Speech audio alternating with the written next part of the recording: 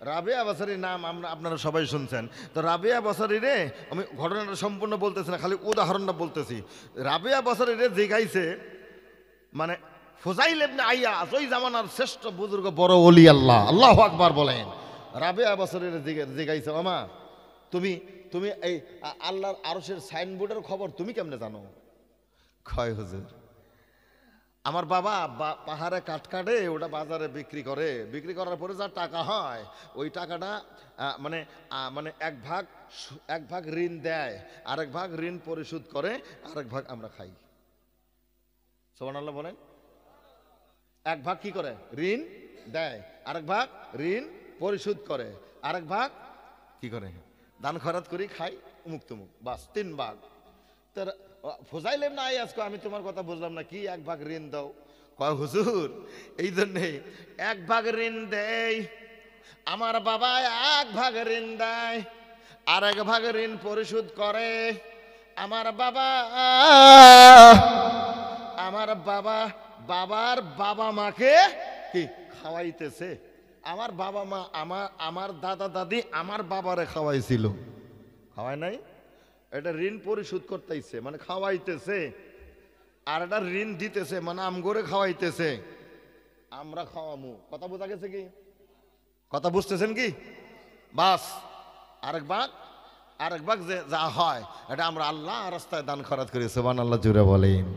তা সন্তান, তুমি যদি তোমার মা বাবাকে, তুমি যদি তোমার মা বা বৃদ্ধ মা বাবাকে, বৃদ্ধা মা বাবাকে যদি তুমি না দেখো, তুমি যদি তোমার স্ত্রীর কথা শুনিয়ে যদি মা বাপ থেকে তুমি আলাদা হয়ে যাও, তাহলে তুমি একটা কথা ভালো করে ভালো করে পকেটে বোঝাই করে দিলাম, ওয়েট অ্যান্ড সি, অপেক্ষা করো।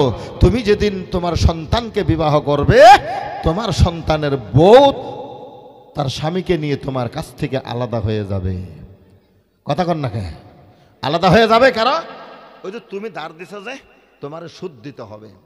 তা বেটার বউ মানে আর শাশুড়ি গোসল করতে গেছে ঝর্ণার মধ্যে। কোথায়? ঝর্ণায় গেছে গোসল দিতে। পর্দার মধ্যে অনেক মহিলা, ছোট্ট কথাটা বলে দিলাম, বাজানো গোসল দেওয়ার কারণে ঝর্ণার মধ্যে বেটার বউয়া, পোলার বউয়ার শাশুড়ি গেছে। শাশুড়ি গিয়ে বলতেছে, বৌমা তুমি আমার পিঠটাকে একটু পরিষ্কার করে দাও, হাত দিয়ে পাওয়া যায় না, আমার পিঠ একটু পরিষ্কার করে দাও।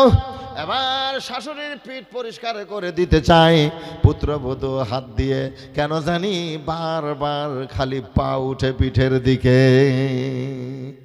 বারবার খালি পা উঠে, বারবার খালি পা উঠে। এবার পুত্রবধূ শাশুড়ি জিজ্ঞেস করছে, ও মা আমার পিঠটা পরিষ্কার করে দে মা। শাশুড়ি বেটার বউ কয়, মা গো আমি পিঠ পরিষ্কার করে দিতে চাই হাত দিয়ে, কেন জানি বারবার খালি আমার পা উঠে। শাশুড়ি 2 চোখের পানিগুলো ছেড়ে দিয়েছে, 2 চোখের পানিগুলো ছেড়ে দিয়া ডাক দিয়ে বলে, মা গো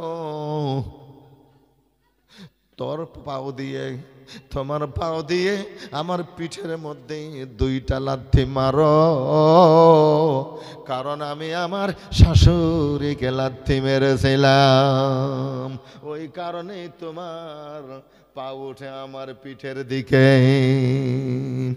কথা বোঝা গেছে? বাস করে দিলাম, কাফি, যথেষ্ট, ইনাফ। যদি কেউ মানে তার জন্য কি ভালো, যথেষ্ট হয়ে গেছে।